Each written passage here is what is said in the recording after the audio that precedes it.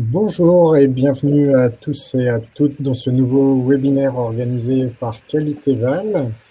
Donc aujourd'hui, nous allons aborder le bilan des évaluations HAS des ESSMS. Donc on va laisser, comme d'habitude, quelques minutes aux retardataires pour nous rejoindre. Je vais en profiter pour vous rappeler voilà, quelques éléments si vous avez besoin voilà, d'optimiser votre connexion.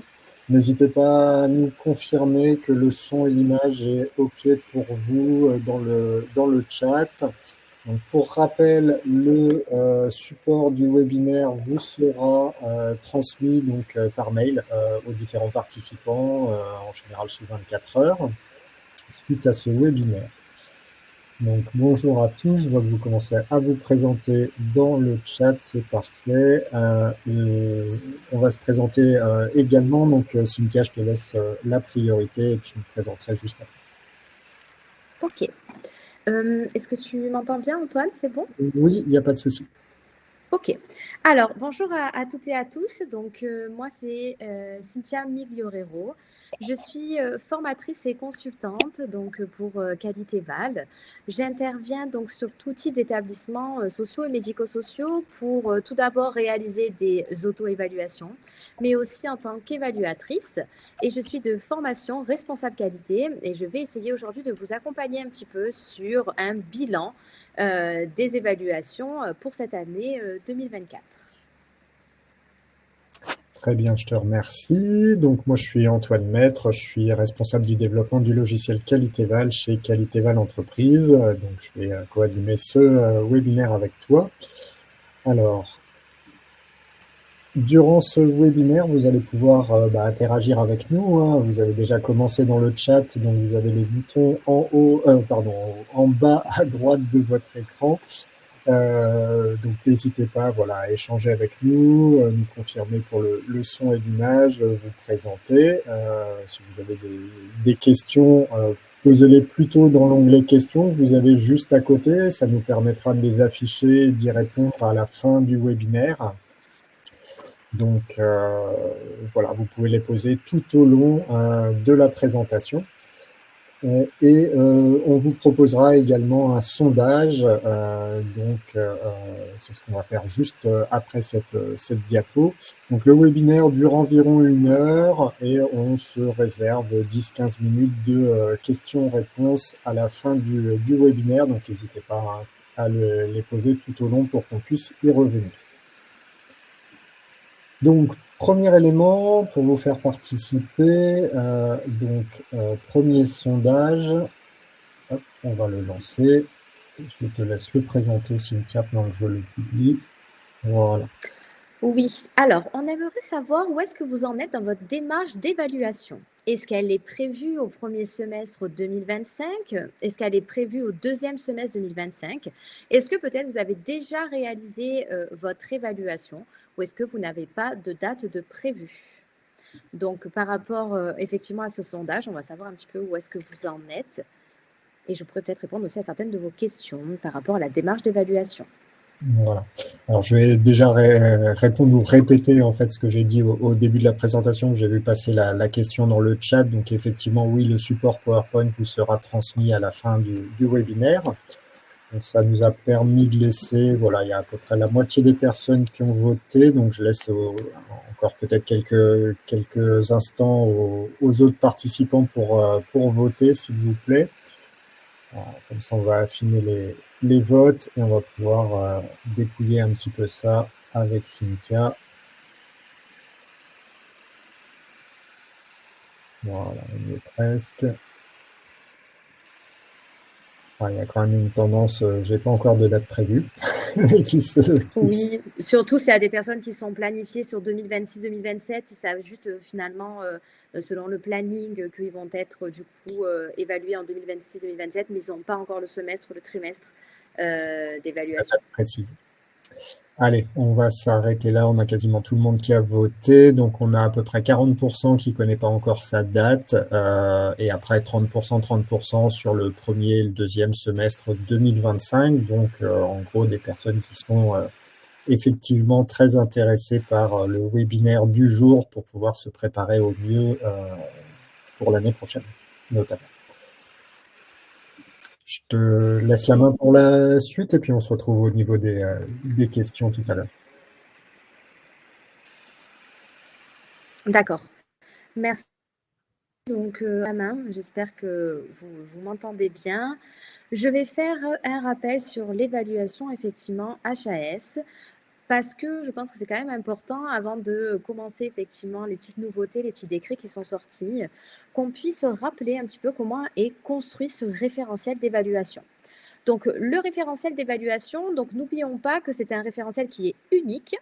Donc, c'est un référentiel qui est à peu près le même pour tout le monde, hein, que l'on soit du social ou du médico-social, et on va voir qu'on a ce que l'on appelle des champs d'application. Donc, nous retrouvons dans ce référentiel 3 chapitres. Donc, qui est effectivement l'accompagné traceur, le traceur ciblé et l'audit système. On va retrouver 9 thématiques, des thématiques que vous connaissez très bien, dans lesquelles on retrouve la bientraitance et l'éthique, par exemple, le parcours et la fluidité, la fluidité du parcours de la personne accompagnée. On va retrouver la politique RH, la démarche qualité gestion des risques, par exemple.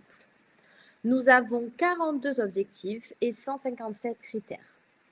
Dans ces 157 critères, nous avons 18 critères impératifs. Attention, selon si vous êtes du social ou du médico-social, vous allez voir que, par exemple, il y a une différence au niveau des critères impératifs. Si vous êtes un établissement du social, donc avec hébergement, vous allez avoir, par exemple, la liberté d'aller et de venir, mais vous n'allez pas avoir le circuit du médicament. Si vous êtes un service du social, vous n'aurez pas la liberté d'aller et de venir et pas le circuit du médicament. Donc, cela veut dire qu'un établissement avec hébergement du médico-social a donc les 18 critères impératifs. Vous allez avoir aussi des différenciations au niveau des critères par rapport à vos différents champs d'application. Donc, comme je vous le disais, si vous êtes du social ou du médico-social, si vous êtes un établissement ou un service, et aussi par rapport au type de public. Donc, si effectivement vous prenez en charge des personnes âgées, des personnes en situation de handicap, enfants ou adultes, des personnes en difficulté spécifiques, etc., tout cela va venir effectivement jouer sur votre référentiel d'évaluation. J'aimerais aussi revenir sur les grandes étapes de l'évaluation. Alors, tout d'abord, comme vous le savez, l'auto-évaluation n'est pas obligatoire, mais je la recommande fortement en tant qu'évaluatrice et on va dire auto-évaluatrice. Je vous conseille vraiment de rentrer dans une démarche d'auto-évaluation. D'ailleurs, vous avez la possibilité de la faire par le logiciel et de pouvoir quand même réfléchir aux attendus du référentiel. Une fois que vous vous êtes engagé dans cette démarche d'auto-évaluation, vous allez devoir vous engager dans une démarche donc d'évaluation. Donc, vous allez devoir sélectionner des organismes accrédités, donc mettre en concurrence les organismes, donc 3 organismes, et commencer à établir votre cahier des charges et à choisir l'organisme accrédité que vous allez prendre pour votre évaluation.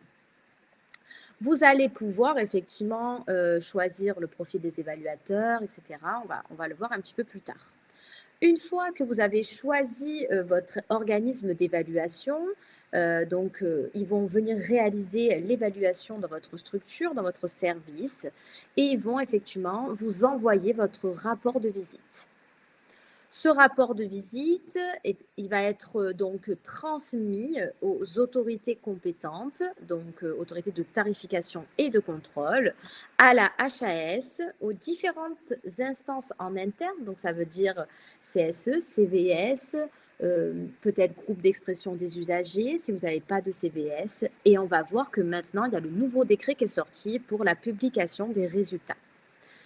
En plus, vous allez faire un bilan annuel dans le rapport d'activité à vos autorités de tarification et de contrôle sur votre démarche qualité.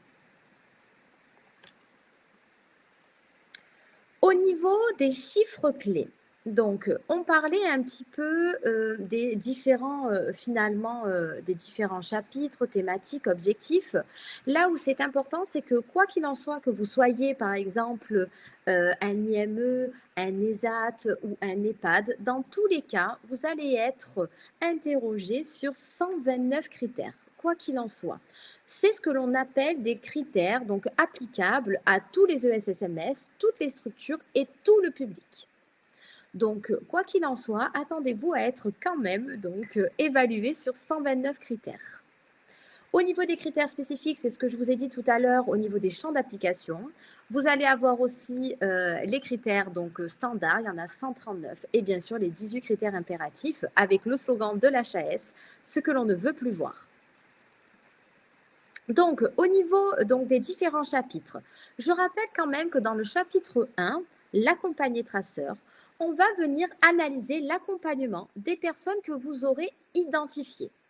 Donc, on va vous demander de créer une liste de, à minima, vous allez avoir 3 personnes qui vont être interrogées dans la structure, à minima. Donc, vous allez faire une liste de 6 personnes qui vont être interrogées pour les évaluateurs, qui peuvent être interrogées par les évaluateurs.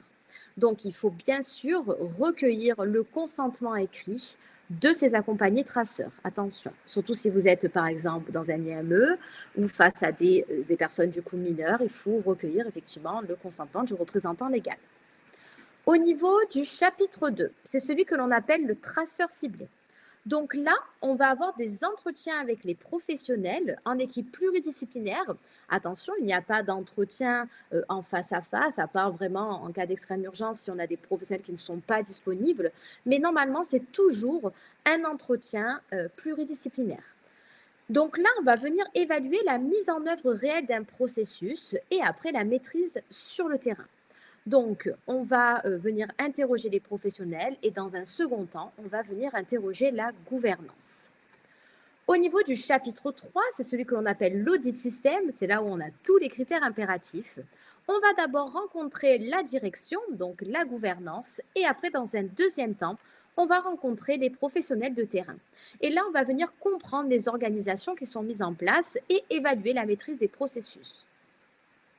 Donc, si je récapitule, dans le chapitre 1, d'abord, on voit la personne accompagnée et après, on rencontre ses référents, les personnes qui s'occupent de cette personne. Et on va le faire 3 fois, donc pour les accompagnés traceurs à minima. Après, on va créer des groupes de travail pour réaliser le traceur ciblé où on va avoir les professionnels et dans un second temps, la gouvernance. Et pour le chapitre 3, ça sera des rencontres avec la gouvernance et après les professionnels. C'est pour ça qu'on appelle cette évaluation une évaluation croisée.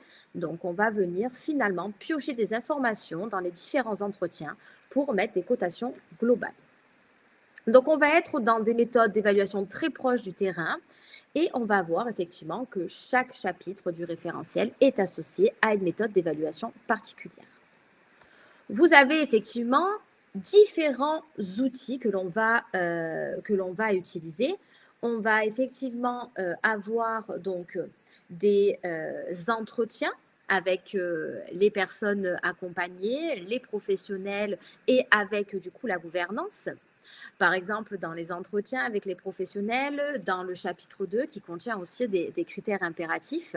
Le chapitre 3, on a des critères impératifs plutôt sur la démarche qualité et gestion des risques. Et dans le chapitre 2, nous aurons des entretiens avec les professionnels pour évaluer les critères impératifs, donc de tout ce qui est droits fondamentaux de la personne accompagnée. On va avoir aussi de la consultation documentaire où on va venir consulter les documents de l'établissement et on va aussi venir observer des moments importants. Par exemple, on va venir observer de l'affichage réglementaire et on va quand même venir faire bien sûr une visite d'établissement où on va venir pouvoir coter certains critères. Donc, au niveau du référentiel, si on récapitule, on a donc 3 chapitres. Donc, le chapitre 1, accompagné traceur, le chapitre 2, donc du traceur ciblé, et le chapitre 3 de l'audit système. Il existe quand même un 4e chapitre pour les établissements qui sont soumis au décret du CVS. Donc, on va faire une rencontre de 1 heure avec les représentants du CVS, avec une grille de questions déjà préétablie par la Haute Autorité de Santé. Si je récapitule au niveau effectivement des critères, on a des critères donc impératifs au niveau du chapitre 2, donc sur les droits fondamentaux de la personne accompagnée, et bien sûr au niveau du chapitre 3 sur la démarche qualité et gestion des risques. Et après, on a quand même des critères standards avec différentes thématiques, donc 9 thématiques évaluées sur le référentiel. Donc, ça, c'était pour faire un point quand même sur le référentiel avant de revenir sur le bilan 2023 des évaluations HAS. Donc, comme vous le savez, le bilan donc de l'année 2024 n'est pas encore sorti. Il va certainement sortir au premier trimestre. Là, pour l'instant, c'était quand même important de revenir sur le bilan 2023 parce que c'est venu axer pour les évaluateurs aussi, venir réaxer leurs pratiques pour savoir comment ils allaient réaliser les évaluations en 2024 et aussi potentiellement en 2025. Donc, pour 2023, il y avait eu donc 3028 établissements et services évalués, donc sur 40 000, ce qui donnait du coup 7,4%. Donc, on pouvait retrouver les différents secteurs, effectivement, ou services qui ont été évalués selon les types de personnes prises en charge, donc personnes âgées, personnes en situation de handicap adulte. Donc, à chaque fois, on voit la différence finalement et les types d'établissements qui ont été évalués. Donc, on voit effectivement qu'on est plus sur des personnes, sur le secteur des personnes âgées. Au niveau donc, ils ont créé un niveau de qualité. Donc, ils ont dit que le niveau de qualité était plutôt A3. Donc, on est sur une couleur une couleur verte. On a une échelle qui va de 4 à 1. Donc, d'un niveau tout à fait satisfaisant à pas du tout satisfaisant. Et on est plutôt sur un niveau moyen de 3 sur les 3 chapitres. C'est quand même encourageant, ce qui permet aussi de dire que potentiellement les établissements se sont mis et sont quand même rentrés dans une certaine démarche qualité. Donc, on va voir si sur 2024, on est plus ou moins sur le même niveau ou si potentiellement les évaluateurs ont été peut-être un peu plus stricts et le niveau aurait pu baisser. Au niveau donc du bilan, qu'est-ce qu'il est ressorti? Donc, les points à améliorer sur les critères impératifs, c'était la prévention des risques donc liés à la maltraitance. Donc, vous savez qu'effectivement, on a un critère impératif qui nous demande de créer une cartographie des risques de maltraitance, donc un plan de lutte contre les risques de maltraitance et de violence envers la personne accompagnée. Donc, effectivement, il y avait quand même pas mal d'établissements qui n'avaient pas réalisé leur cartographie des risques ou qui n'avaient pas mis de procédure de lutte contre la maltraitance ou qui n'avaient pas encore identifié les situations à risque avec leurs professionnels.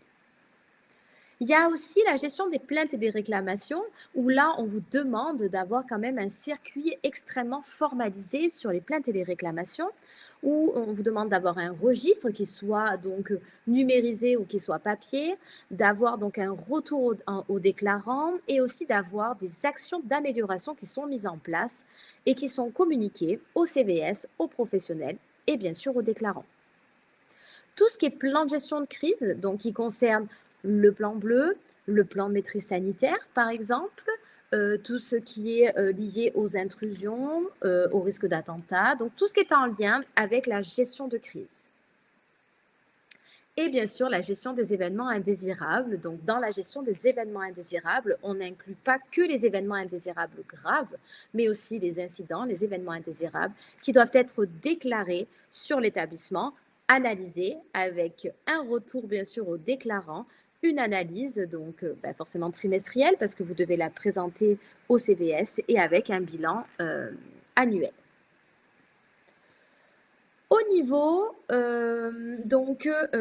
des critères impératifs, il faut quand même dire que les critères impératifs doivent être notés 4 ou étoiles. Si un critère impératif n'est pas noté 4 ou étoiles, un plan d'action spécifique devra être transmis avec le rapport d'évaluation à vos autorités compétentes. Si un évaluateur cote un critère 1, 2 ou 3, il va être dans l'obligation de compléter un formulaire qui s'appelle critères impératifs dans la plateforme SINAE et il va devoir justifier pourquoi vous n'êtes pas à 4 ou étoiles sur le critère impératif.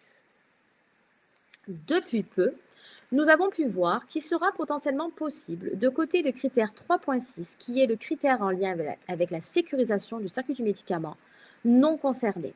Alors attention, si on décide en tant qu'évaluateur de mettre non concerné sur le critère impératif du circuit du médicament, il va falloir que l'on justifie et que bien sûr la justification soit reçue par nos autorités compétentes, parce que c'est quand même un critère qui demande quand même notre attention quand on est évaluateur et qui concerne quand même tous les établissements à la base du médico-social.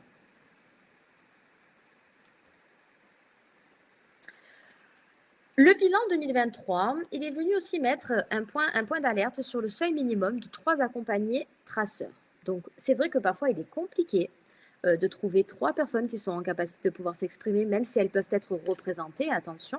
Donc, pour certaines structures, ça a quand même été compliqué. Des fois, on se rend compte que selon le nombre de personnes qui sont accompagnées, 3, c'est peut-être pas suffisant. Donc, ils veulent prévoir un nombre d'accompagnés traceurs cohérent au regard du nombre de places de l'établissement. Donc, ça voudrait dire que quand on a plus, effectivement, à peu près de 60 lits, on pourrait augmenter le nombre d'accompagnés traceurs. Donc, c'est possible que dans une nouvelle version du référentiel, on ait du coup un peu plus de précision sur le nombre d'accompagnés traceurs à réaliser en tant que cabinet d'évaluation. Au niveau du chapitre 1, on avait une note à peu près à 3,74, ce qui signifie un bon niveau de satisfaction des personnes accompagnées. Sur la thématique, par exemple, de la bientraitance et de l'éthique, on est à 3,93. Au niveau du chapitre 2, on est à 3,68, donc surtout sur l'accompagnement à la santé, le projet d'accompagnement personnalisé. On s'est rendu compte que c'était quand même l'une des thématiques les moins bien cotées, c'était 3,65, parce qu'on a encore remarqué que sur les projets d'accompagnement, il y avait quand même une marge de manœuvre quant à la place donc, de la personne accompagnée et aussi effectivement de la structuration de la méthode des projets d'accompagnement. Au niveau du chapitre 3, on est à 3,61, effectivement, la démarche qualité et gestion des risques, qui est la thématique donc, des critères impératifs, est moins bien cotée, avec 3,43. On va avoir un prochain bilan de la HAS qui sera prévu soit donc à la fin du premier trimestre, ça dépend, on ne sait jamais la date de parution, mais on fera en tout cas certainement un bilan de ce bilan 2024. Donc ça, c'était quand même important de revenir dessus parce que récemment, il y a eu donc une publication sur le système de cotation. Donc l'HAS est venu un petit peu finalement repositionner ce système de cotation pour les évaluateurs. Alors, qu'est-ce qui nous dit ce système de cotation? Donc déjà, pourquoi ils ont créé cette fiche qui s'appelle précision méthodologique? Ils se sont rendus compte qu'il y avait un décalage entre le niveau de qualité globale, finalement, qui est ressorti au niveau des notes, et la maîtrise réelle des attendus de la démarche qualité. Cela veut dire que parfois, les notes étaient peut-être un peu trop hautes par rapport à ce qui était réellement fait sur le terrain. Ils se sont rendus compte qu'il y avait quand même un manque de cohérence entre les cotations qui étaient mises en place, un 3, un 4, ou même un 2 et un 1, si on va dans l'autre sens, et les commentaires qui étaient renseignés. Ils ont voulu aussi harmoniser les pratiques des évaluateurs pour qu'on ait tous plus ou moins la même vision donc du référentiel. Attention, c'est aussi interdépendant de la personne. Et c'est pour aider les établissements dans leur auto-évaluation. Donc, ils sont venus faire une précision méthodologique. Je rappelle quand même le système de cotation. Donc, on peut être coté 1, ça veut dire qu'on aura un niveau qui n'est pas du tout satisfaisant. Soit 2, ça veut dire que le niveau n'est plutôt pas satisfaisant. Soit 3, c'est un niveau plutôt satisfaisant. Soit 4, c'est tout à fait satisfaisant. Il est possible d'avoir des étoiles et dans ce cas-là, c'est un niveau optimisé. Pour ceux qui ont connu l'ancien système, c'était un peu ce qu'on a appelé les actions remarquables. Donc là, ça veut dire qu'on a un niveau optimisé sur le critère. Il est possible d'avoir non concerné sur certains critères. Donc, on voit que par contre, pour les critères impératifs, c'est seulement le 3.6 qui peut être noté non concerné.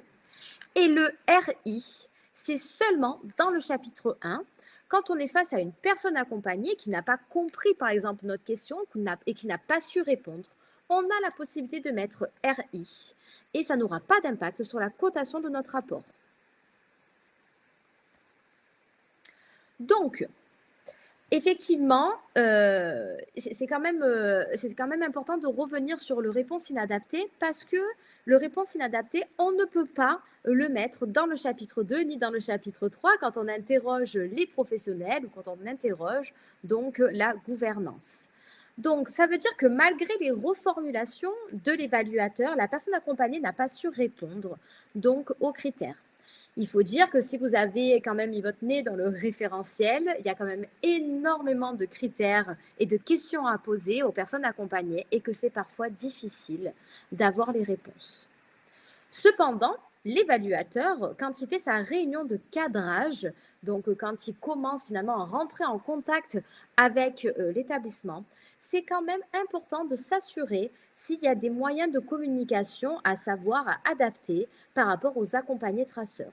Donc, si on doit utiliser effectivement des documents FAQ, des pictogrammes, et parfois, quand certaines personnes accompagnées ne sont pas en capacité de pouvoir comprendre, est-ce qu'on peut être accompagné d'un tiers pour nous aider dans la reformulation de nos questions? Le but n'étant absolument pas de les exclure, ces personnes accompagnées, mais d'être aidées. Donc ça se travaille aussi avec les évaluateurs quand il y a des personnes qui ont des difficultés ou qui ont besoin de communication adaptée, alternative. Au niveau de la cotation non concernée, effectivement, on ne peut pas noter non concerné comme ça en tant qu'évaluateur. Il faut qu'on le justifie. Si on décide de mettre non concerné dans un critère, il faut qu'on puisse justifier auprès des autorités pourquoi on a décidé de ne pas coter ce critère. Attention, ce n'est pas parce que l'établissement n'est pas confronté à une situation que l'on a le droit de le mettre en non concerné. Si l'établissement effectivement doit évaluer un risque, il va être dans l'obligation d'analyser et de prévenir l'ensemble des risques auxquels la personne accompagnée est exposée. Ce n'est pas parce que la personne accompagnée à l'heure actuelle n'est pas concernée par ce risque-là que l'on va mettre non concerné. Il faut savoir comment l'établissement réagirait si la personne était confrontée ou si une autre personne était confrontée à ce risque-là. Donc, effectivement, j'ai pris le critère 2.4.7 qui concerne les professionnels adaptent le projet d'accompagnement au risque de radicalisation et ou de prosélytisme auquel la personne est confrontée. On ne va pas noter non concerné selon certains types d'établissements. Si je prends les EHPAD, effectivement, ils sont peu concernés potentiellement à cette situation, mais quand même, il doit y avoir des procédures, il doit y avoir quelque chose qui nous prouve que vous savez réagir si demain vous étiez confronté à ce risque-là. Donc, quelles sont les actions que vous mèneriez? Est-ce que ça fait partie de la gestion de crise? Est-ce qu'on a des procédures? Est-ce que effectivement vous avez déjà réfléchi à cette situation? Et en fonction de ça, si demain il y avait un risque, comment vous réagiriez avec la personne concernée? Donc, le non concerné, il se justifie quand même auprès des autorités. Ils sont venus aussi mettre en valeur les commentaires, faire un petit zoom sur les commentaires. Il faut que les rapports soient quand même commentés. Il faut qu'on ait des informations. Il faut que l'établissement, quand il lit son rapport, puisse comprendre pourquoi il a eu une note inférieure, par exemple, à 4. Donc, l'établissement doit comprendre les cotations, se nourrir de ce rapport pour mettre en place son plan d'action d'amélioration continue.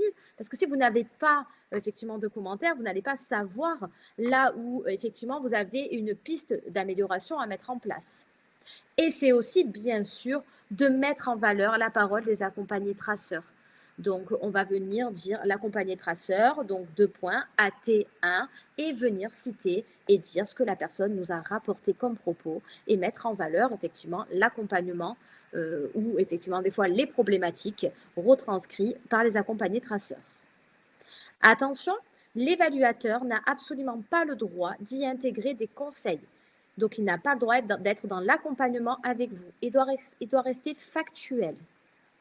Donc ça, c'est pour ça que je conseille de faire des auto-évaluations, que vous soyez accompagné ou que vous soyez seul, pour pouvoir effectivement être plutôt dans cette démarche d'accompagnement. Et ce conseil ne pourra pas vous être donné lors de votre démarche d'évaluation.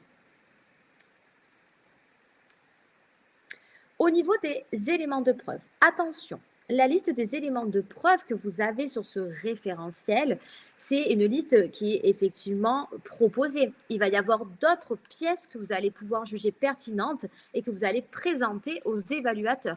Il ne faut pas se cantonner qu'à ces éléments de preuve. Vous devez présenter le plus d'éléments de preuve possible. N'oublions pas qu'on va venir à chaque fois rechercher la justification des propos que vous nous avez donnés. Il faut qu'on soit sur des éléments de preuve qui soient quand même à jour. Ne présentez pas des procédures de 2014. Remettez à jour vos procédures. Il faut qu'on soit sur des éléments de preuve qui soient préparés par l'établissement. Ne passez pas 5 heures à rechercher un élément de preuve. Essayez de les préparer en amont pour ne pas perdre de temps lors de l'évaluation. Et essayez de préparer vos éléments de preuve pour vous dire cet élément de preuve correspond à ce critère.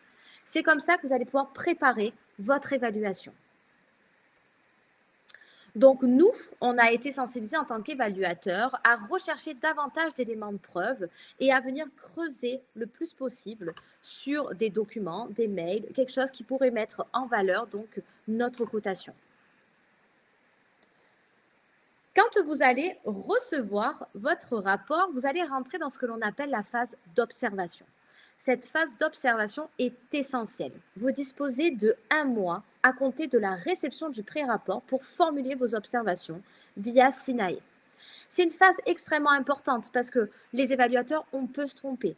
On peut être passé à côté de quelque chose, on peut avoir noté une information erronée. Donc, vous devez lire et traiter et analyser votre rapport d'évaluation.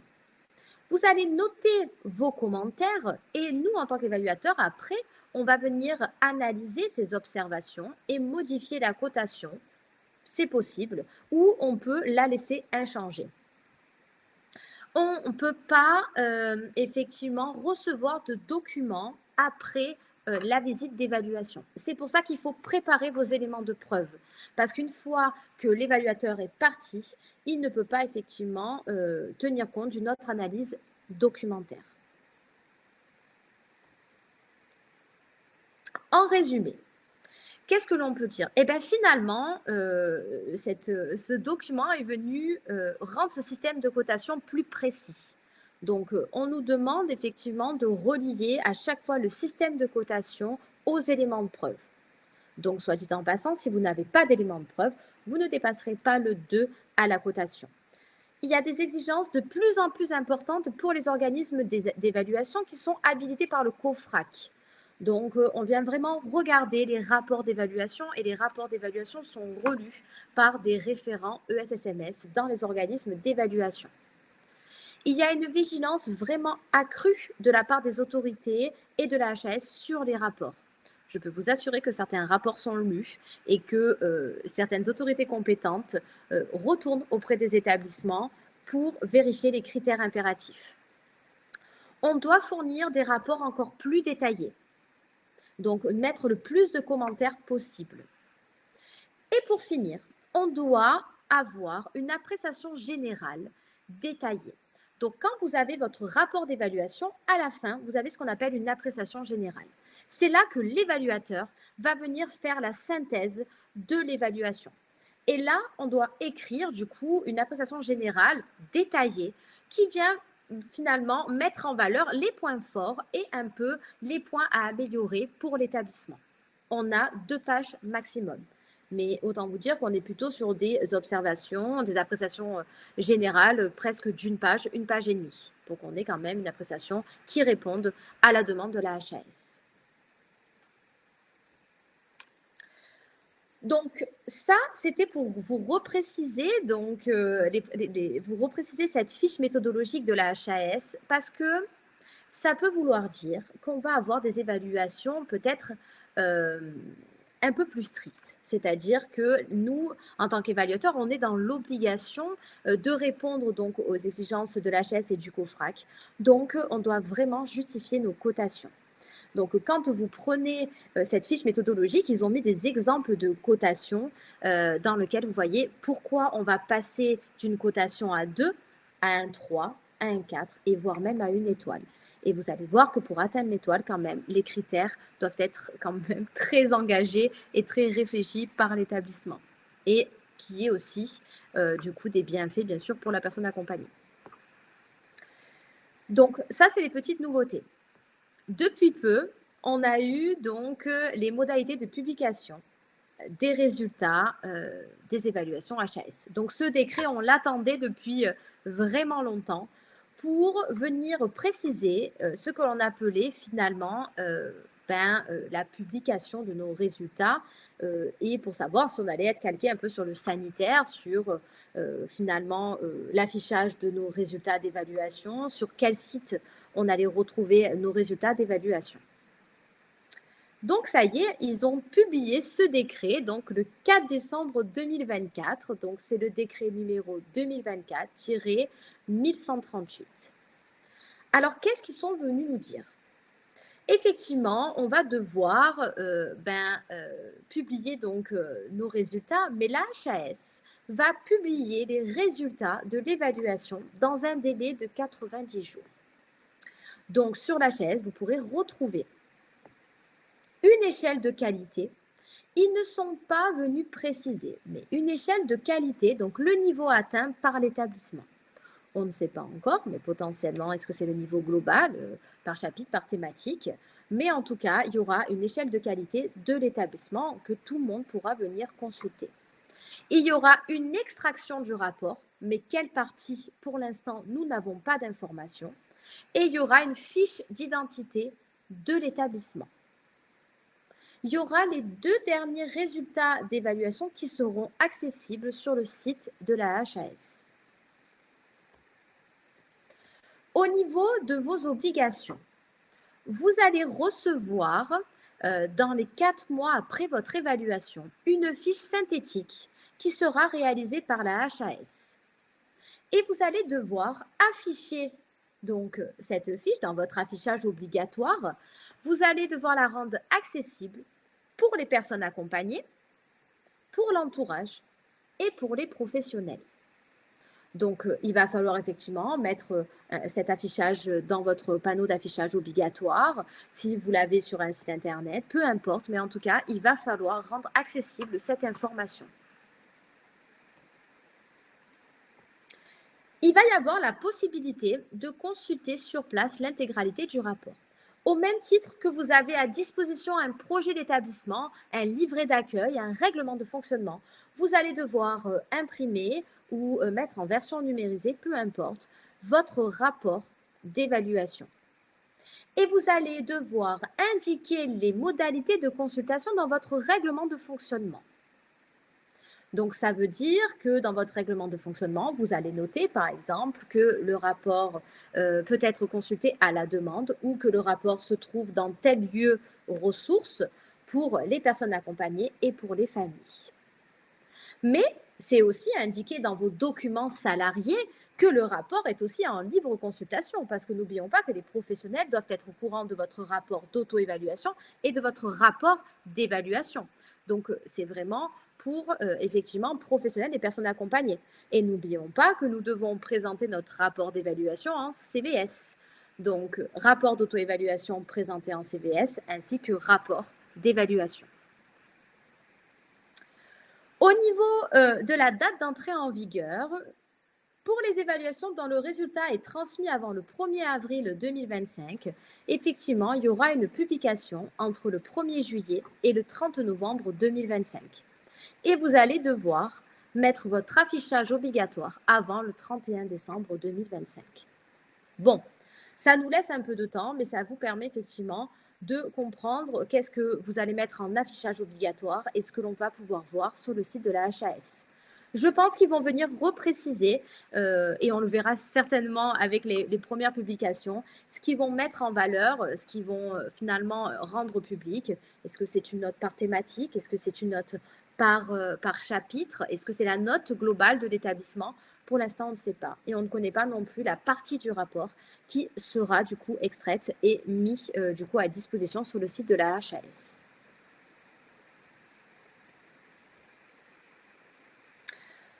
Donc, après avoir eu toutes ces informations, je voudrais repréciser avec vous les facteurs clés pour réussir votre évaluation.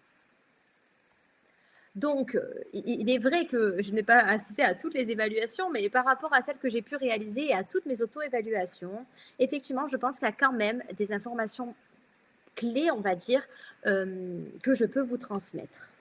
Donc déjà, c'est important que vous puissiez créer un cahier des charges avec des informations qui vous semblent importantes. Donc déjà, la présentation de votre établissement, le nombre de sites, c'est quand même très important parce que ça va permettre l'organisation aussi de l'évaluation, votre public accompagné et surtout la date d'envoi de votre rapport parce que ça va déterminer tout le planning d'évaluation.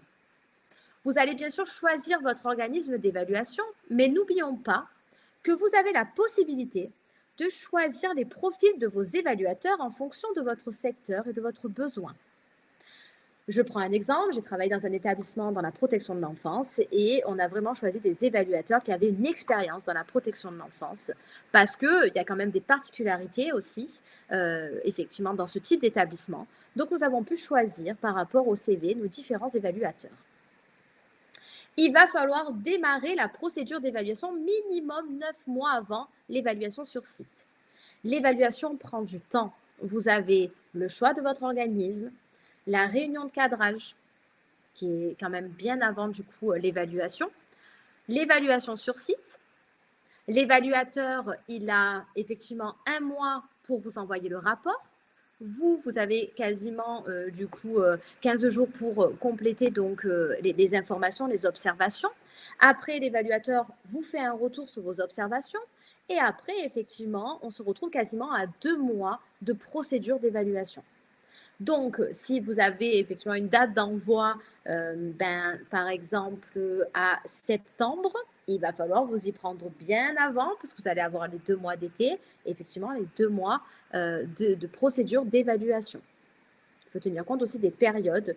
Si on tombe pendant les vacances d'été ou par exemple décembre avec la Noël, il faut tenir compte de toute cette partie, finalement, réunion de cadrage, rédaction du rapport, observation, et après envoi à vos autorités. Je vous conseille de réaliser votre auto-évaluation. Tout d'abord pour prendre connaissance des exigences, pour vous familiariser avec les nouvelles méthodes d'évaluation. Ça va vous permettre d'impulser, de redynamiser donc la démarche qualité, de redéfinir avec vos équipes vos priorités de travail et bien sûr de vous mettre en conformité par rapport à ce nouveau référentiel. Je vous conseille vraiment de réaliser votre auto-évaluation pour être prêt parce qu'il y a quand même beaucoup de critères et que c'est quand même toujours stressant pour les équipes de passer en démarche d'évaluation. Il va falloir donc préparer vos éléments de preuve. Donc, vous devez rassembler vos différents éléments de preuve et anticiper les documents que vous allez présenter. Vous pouvez effectivement utiliser le module évaluation dans Qualitéval qui vous permet de réaliser votre auto-évaluation et en plus de rassembler vos éléments de preuve par critères. Il va falloir effectivement vous dire, bon, par exemple pour la bientraitance, j'ai tel et tel élément de preuve. Pour les événements indésirables, j'ai tel et tel élément de preuve. Commencez à y réfléchir.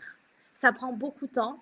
Donc, d'évaluer tous ces critères quand on est en démarche d'évaluation. Donc, s'il faut aller rechercher tous les éléments de preuve à droite et à gauche, on va perdre quand même beaucoup de temps. Et ce qui est quand même dommage parce que vous allez peut-être ne pas pouvoir présenter certains éléments à vos évaluateurs. Donc, c'était pas la bonne. Je ne sais pas si peut-être, Antoine, tu veux récupérer la main sur la partie logicielle avant que je fasse la conclusion? Alors, je ne sais pas si on aura le temps, parce que l'heure a pas mal filé. Je ne sais pas ce que tu voulais présenter sur cette partie-là, mais oui, effectivement, vous retrouvez dans le logiciel les différents éléments de la démarche d'évaluation, le référentiel, bien évidemment. Vous le connaissez. Vous retrouvez également toute la partie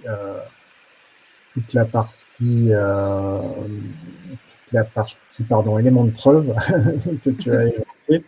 Donc la possibilité d'intégrer, de sélectionner tous vos éléments de preuve, de les charger dans le logiciel pour pouvoir d'une part les consulter lors de votre travail d'auto-évaluation, également pouvoir les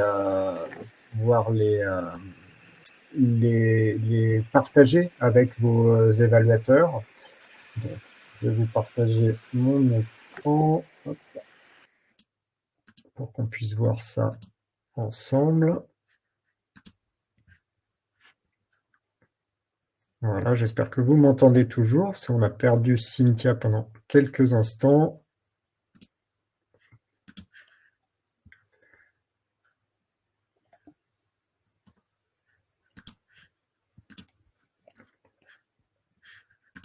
Voilà.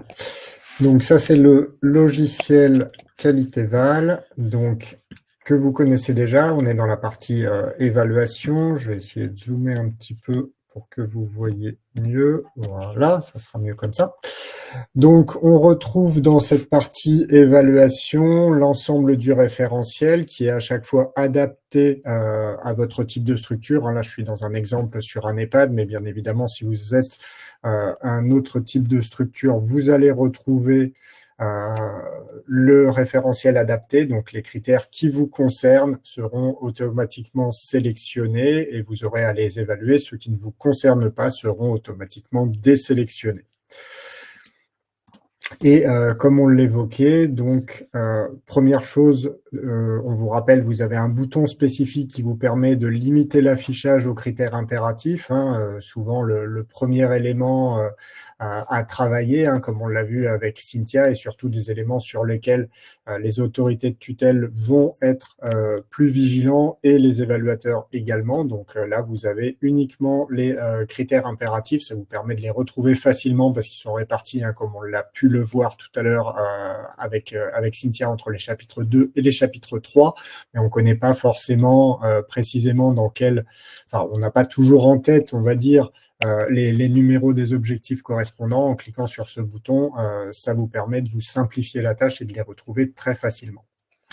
Et ensuite, au niveau des critères, donc là, on est sur le 3.6, vous avez la possibilité, bien évidemment, comme on l'a vu ici, de rajouter vos éléments de preuve. Donc ici, vous allez pouvoir rajouter des intitulés d'éléments de preuve. Vous allez pouvoir charger les documents. Vous aurez ce petit symbole de trombone qui vous permettra d'associer un document à chacun des éléments de preuve. Et là encore, pour pouvoir les stocker, assurer la traçabilité. Voilà, Cynthia, tu es de retour. Oui, je suis de retour. Je vais poursuivre. Donc, voilà. Et ça permettra, le moment venu, si vous le souhaitez, soit d'avoir directement vos éléments de preuve sous la main pour les montrer lors de la visite, soit en amont de la visite, vous avez la possibilité, dans Qualitéval, de créer les profils de vos évaluateurs, de leur donner peut-être des accès en lecture seule sur la partie évaluation sur le plan d'action pour qu'ils puissent venir commencer à préparer les choses, consulter des documents, voir peut-être les éléments que vous avez pu intégrer, commentaires et autres, et la note que vous êtes attribuée en auto-évaluation. Ça peut être un travail préparatoire intéressant au niveau de la structure également. Alors, j'attire votre attention sur le fait qu'on a rajouté ici les tableaux de précision de la HAS. Donc, on retrouve dans chaque chapitre les précisions sur le système de cotation, à quoi ça correspond très précisément, chacun des cas, chacun des niveaux de cotation. Voilà, quand est-ce qu'on, entre guillemets, on peut se coter 4, c'est lorsqu'on remplit tout ce qui est ici, et sinon, eh bien, on va se coter d'une manière inférieure, avec à chaque fois des exemples qui sont proposés. Donc, on a repris vraiment les tableaux de la note du mois d'octobre, voilà, de la HAS. Vous avez également, bien évidemment, tout ce qui est référence réglementaire. Donc là encore, à chaque fois, les liens qui vous renvoient vers les documents correspondants, vers les articles de décret, etc. Donc vous avez normalement toute l'information nécessaire pour coter correctement. Et comme vous le voyez dans cet exemple, dans le cas d'un critère impératif, si jamais vous n'avez pas la note attendue de 4 ou étoile, eh bien, vous avez des éléments complémentaires qui correspondent aux analyses et aux éléments imposés aux évaluateurs lors de l'évaluation. Donc, une série de questions complémentaires à poser. Le justificatif, dont Cynthia a parlé tout à l'heure, qui va être obligatoire. Et bien évidemment, l'intérêt, c'est de mettre en place des actions, et c'est même une obligation dans ce cas-là, de mettre en place des actions pour revenir à cette note de 4 sur 4. Voilà, donc le logiciel a évolué, a intégré les derniers éléments de la HAS et vous permet de vous préparer au mieux à votre évaluation. Et lorsque cette évaluation sera passée, eh bien, vous avez la possibilité, lorsqu'on clôture son évaluation, on va avoir la possibilité de charger, d'intégrer les données provenant de Sinae. Donc, vous pouvez demander à vos évaluateurs, au cabinet d'évaluation, de vous fournir l'export au format Excel de Sinae pour pouvoir intégrer ces notes dans le logiciel. Ça peut soit vous servir, bien évidemment, de traçabilité, de comparaison aussi avec votre auto-évaluation précédente ou à venir, pour voir les écarts ou voir l'évolution de votre travail en fonction du plan d'action qui est mis en place. Et ça peut être aussi la base de travail sur une espèce de référence de vos notes si vous souhaitez partir des notes de l'évaluation plutôt que de vos notes de l'auto-évaluation précédente. Voilà, vous avez le choix entre les deux dans le logiciel. Voilà, on va peut-être revenir à la présentation. Alors, juste un élément parce que, on reparle du référentiel et j'ai vu passer une question en rapport. C'est vrai qu'il y a une personne qui a tiqué tout à l'heure quand tu as parlé de chapitre 4 pour le CVS. Oui, non, quatrième méthode d'évaluation. Voilà, dans le référentiel. Mais les éléments, alors, peut-être que, voilà. Le CVS, vous avez une évaluation et dans le logiciel notamment, on vous a synthétisé, regroupé tous les éléments à voir avec le CVS qui sont là aussi, comme vous le voyez, répartis dans les différents chapitres, chapitre 1 et chapitre 3. Plutôt là aussi que de les chercher un petit peu partout, ils sont tous rassemblés sur une page. Vous en avez 10 critères qui comportent un entretien avec le CVS. Et lorsque vous naviguez, eh bien, vous avez à chaque fois les questions issues du manuel. Ce sont des questions spécifiques auxquelles il faut répondre pour chacun des critères. Et bien évidemment, tout ça va venir nourrir votre auto-évaluation dans le logiciel. Voilà.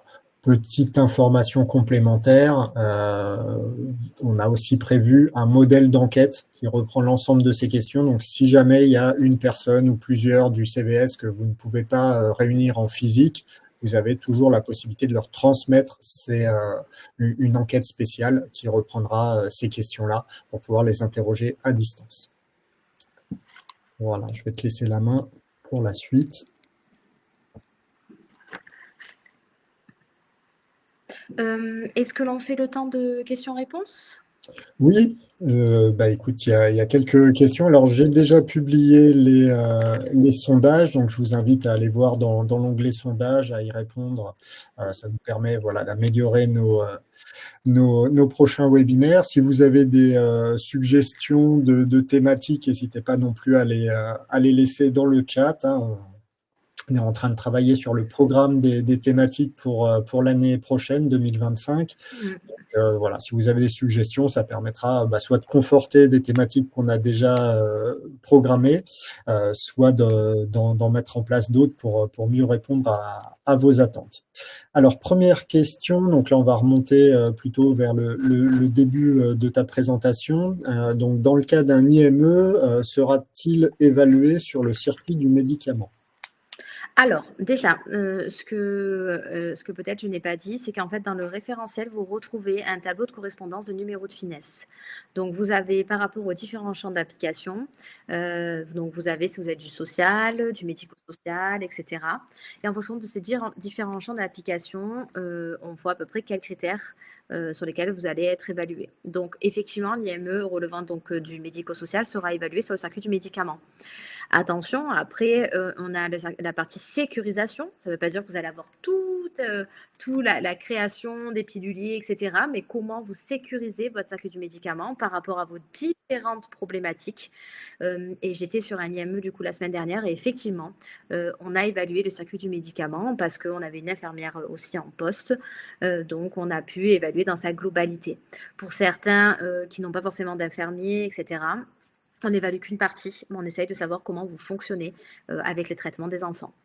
Donc oui, et si vraiment, vraiment, il n'y en a pas, on pourra au pire des cas le côté non concerné, mais il va falloir absolument qu'on le justifie. Merci pour cette réponse. Alors, deuxième question, là encore, un cas peut-être particulier, mais qui peut se retrouver chez d'autres structures. Donc là, on est dans le cas d'une maison d'accueil temporaire avec deux dispositifs, un accueil temporaire et un accueil de jour. Et la personne se demandait quelle était la différence d'évaluation avec un EHPAD. Est-ce qu'elle s'évalue sur les mêmes éléments que l'EHPAD ou est-ce que c'est un dispositif spécifique, une sélection de critères spécifiques, je suppose? Alors, je suppose que c'est une sélection de critères spécifiques. Il faut aller voir dans le tableau de finesse correspondant, parce que je ne connais pas toutes les différentes structures, mais par contre, ce que je sais, c'est que ça m'est arrivé de me retrouver face à certains dispositifs qui n'étaient pas dans ce numéro, dans ce tableau, et où du coup, on a dû contacter l'HAS pour savoir quels étaient les critères que l'on évaluait. Ce que je vous conseille, c'est que quand vous allez sur Sinae, et que vous ouvrez votre compte Sinae en tant qu'établissement, vous allez directement voir du coup la partie, en tout cas les critères sur lesquels vous allez être évalué. Effectivement, Sinae, on peut réaliser l'auto-évaluation, mais je le conseille moins parce que vous n'allez pas avoir de plan d'action, de rapport, etc. Donc, vous pouvez quand même aller voir pour voir les différents critères sur lesquels vous allez être évalué si vraiment vous ne vous retrouvez pas dans ce numéro, dans ce tableau de finesse avec les numéros correspondants.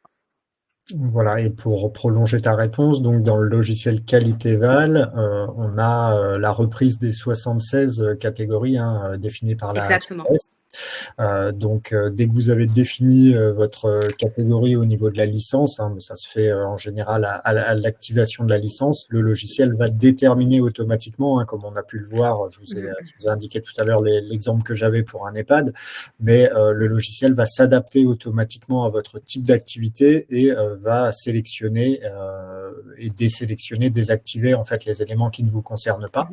Et dans les cas spécifiques, parce qu'on a eu quelques clients qui avaient des structures, là encore, qui n'étaient pas dans cette liste de 76 catégories, on a la possibilité de personnaliser. Alors, soit on part du référentiel entier HAS et vous avez la possibilité d'indiquer les éléments qui ne vous concernent pas en cochant les cases non concernées. Soit on peut faire une présélection pour vous, mais le plus simple, c'est de partir du référentiel global. Si vous n'êtes pas dans les 76 catégories spécifiquement définies par la HAS, que vous êtes peut-être une structure expérimentale. Voilà, ça peut arriver. Donc, dans ce cas-là, on part sur le référentiel complet avec les 157 critères et c'est à vous de désactiver manuellement ceux qui ne vous concernent pas, ce qui vous permet d'adapter et de vous retrouver sur un référentiel qui est vraiment personnalisé en fonction de votre activité et de vos besoins. Alors, autre question, on est toujours un petit peu dans les mêmes thématiques. Donc, nous sommes un service d'aide et un service de soins dans une même entité sur un même secteur. Nous n'avons pas systématiquement les mêmes personnes accompagnées. Comment cela va-t-il se passer ? Alors, ça va se faire juste avant l'évaluation. On va essayer de voir du coup juste avant si. Alors, je ne sais pas si vous n'avez pas systématiquement, mais est-ce que vous avez un roulement de personnes ou si c'est des personnes que vous recevez le jour J. Je ne sais pas forcément comment c'est organisé. Mais on n'est pas dans le cas d'un SAAD et d'un SIAD. Parce que oui, si c'est ça. Si c'est un SAD ou un SIAD, on a la possibilité du coup d'aller voir les personnes. Mais ce qu'on va faire, c'est qu'on va faire la liste des accompagnés traceurs au plus proche de l'évaluation. Et c'est ce qu'on fait quand même dans certains établissements, parce que du coup, on peut avoir des résidents aussi qui décèdent. Donc, on fait la liste des accompagnés traceurs au plus près de l'évaluation et vous faites signer les consentements du coup au plus près de l'évaluation. Et vous prévoyez quand même des accompagnés traceurs un peu aux ressources, donc une liste quand même un peu plus grande pour des personnes qui ne sont pas en capacité de recevoir, par exemple, chez eux les différents les évaluateurs ou qui ne sont pas en capacité du coup de faire l'entretien. Très bien. Eh bien, écoute, je te remercie pour ces informations. Alors, pour l'instant, pas d'autres. Si, pardon. Une question que j'avais pas vue. C'est ça, la précision. Donc là, c'est le cas, c'était le cas d'un SAD. En fait, le nouveau regroupement entre le SAD et le SIAD. Donc, effectivement, ils ont les deux dispositifs avec les deux typologies de personnes accompagnées. Et je vois aussi qu'effectivement, on a des questions dans le chat. Donc, Oui, je suis en train de regarder. Donc là, question dans le chat. Je gère un EHPAD de 60 places avec un accueil de jour de 12 places. Nous devons faire 2 auto-évaluations différentes et 2 évaluations externes. Alors, Donc, est-ce que c'est le cas? Est-ce qu'on fait 2 évaluations dans ce cas-là ou est-ce que c'est une seule qui regroupe les deux dispositifs? Une évaluation dépend du numéro de finesse. Donc, en fait, on fait une évaluation par numéro de finesse. Donc, si vous avez un seul numéro de finesse avec dedans un accueil de jour, on va évaluer les deux en même temps. Si vous avez un numéro de finesse seul pour l'accueil de jour, on va faire du coup deux évaluations différentes et 2 auto-évaluations. C'est aussi, du coup, on a la possibilité maintenant de mutualiser parfois les évaluations de certains établissements. Et de mutualiser aussi parfois le chapitre 3 de l'audit système avec la partie gouvernance. Et c'est possible seulement avec l'autorité, donc des autorités, seulement avec l'accord des autorités compétentes. Pardon. Très bien. Alors, un petit peu sur la même thématique, la deuxième question, je pense qu'on est assez proche. Donc là, on est dans le cas d'un IME et d'un CESAD à la même adresse, je suppose dans les mêmes locaux. La personne nous indique qu'un des évaluateurs qu'elle a contacté lui a appris que depuis quelque temps, il était possible de mutualiser l'évaluation des deux établissements sur l'accord de l'autorité compétente. Oui, exactement. Ça, c'est possible maintenant. Très bien. Alors, il y a une autre personne qui est en train de taper, mais je n'ai pas encore le message. Donc, mais je vois que du coup, on a une autre question. Quelle est la conséquence d'une note en dessous de 3 ? Alors vraiment, c'est pas forcément qu'il va y avoir une conséquence. Il n'y a pas de pourcentage de réalisation ni autre. Ce qu'on attend de l'établissement, c'est d'être dans une démarche d'amélioration continue. Il peut y avoir des critères sur lesquels nous sommes à 2, des critères sur lesquels nous sommes, bon, on va dire à 3. Le 1, bon, c'est un peu inquiétant. Ça veut dire que vraiment, vous avez peut-être pas bossé sur la question ou qu'il y a quand même quelque chose qui ne va pas. Mais ça peut arriver. On peut ne pas être bon partout, on peut tendre à s'améliorer. Donc nous, ce qu'on cherche du coup à savoir, si vous êtes vraiment dans une démarche d'amélioration continue, finalement. voilà, c'est pas quelque chose qui vient, un rapport qui va venir vous taper sur les doigts, hein. Le but, c'est de faire vraiment une photo à un instant donné. Où est-ce qu'on en est de la qualité? Est-ce que vous êtes dans une démarche pour vous améliorer? Est-ce que vous avez identifié vos faiblesses à travailler? Est-ce que vous avez prévu des éléments dans votre plan d'action? Alors, dernière question, parce que le temps avance et on va s'approcher de la fin du webinaire. Donc, devons-nous obligatoirement consulter 3 organismes de formation? Alors, dans tous les cas, il faut mettre effectivement en concurrence les organismes d'évaluation. Donc, effectivement, vous devez en consulter 3. Avec ce que vous devez vous faire, c'est établir votre cahier des charges en amont. Du coup, envoyer ce cahier des charges avec une demande de devis. Vous allez voir que c'est quand même à peu près similaire selon les organismes d'évaluation. Mais après, ça va être une question aussi de feeling, aussi de ce qu'ils vous proposent en termes de réunions de cadrage. Il y en a qui proposent, par exemple, d'autres types de prestations avec un PowerPoint que vous allez avoir, par exemple, à la fin de l'évaluation. Vraiment, ça dépend. Mais oui, par contre, vous êtes dans l'obligation de mettre en concurrence les organismes d'évaluation et d'en choisir un. Très bien. Bon, eh bien, écoutez, on va rester sur cette dernière question. Je te laisse pour la conclusion, Cynthia, et puis je reprendrai la main après pour présenter la suite. Oui, donc au niveau de la conclusion, je vais pouvoir du coup vous dire qu'il va y avoir des exigences un petit peu plus élevées peut-être sur les évaluations qui vont avoir lieu sur les prochains mois et certainement sur l'année 2025. Un système de cotation plus strict avec des rapports plus détaillés. une auto-évaluation plus que recommandée, sincèrement, hein, parce que ça vous permet, par rapport à tout ce que j'ai présenté tout à l'heure, de voir où est-ce que vous avez des points à améliorer, et vous allez avoir maintenant une publication officielle de vos résultats. On va bien sûr continuer la session des webinaires donc en 2025. Donc, je te laisse prendre la main. Donc. Voilà, le prochain webinaire, vous avez la date qui s'affiche, donc le mardi 23 janvier 2025. Vous pouvez déjà le noter dans vos agendas. Il y aura une ouverture des inscriptions au début janvier, hein, notamment pour tous les clients du logiciel au travers du centre d'aide. Voilà, vous avez un accès prioritaire. Et après, à partir du 15 janvier à peu près, ce sera ouvert plus largement au public. Alors, c'est un jeudi le 23 janvier, effectivement, il y a peut-être une erreur de date. C'est le mardi. J'ai pas mon calendrier sous les yeux. Merci pour le Attendez, chat de votre je vais vous vigilance. dire ça. Effectivement, c'est peut-être le 21. Ou alors, est-ce qu'on avait défini un Non, jeudi? c'est un jeudi, c'est le jeudi 23. C'est C'est bien ça. ça. Bon, c'est le jeudi. Alors, c'est moi qui me suis trompé dans la slide. J'avais Merci beaucoup. l'habitude mardi. Merci de votre vigilance. Donc, ce sera un jeudi exceptionnellement le 23 janvier. Et on abordera donc la cartographie des risques de maltraitance. De maltraitance. Voilà, donc c'est un des points que tu avais soulevé et qui a été soulevé par la Haute Autorité de Santé dans son bilan. Donc, ce sera l'occasion voilà, de pouvoir vous accompagner, vous donner des éléments d'information sur cette thématique. Exactement.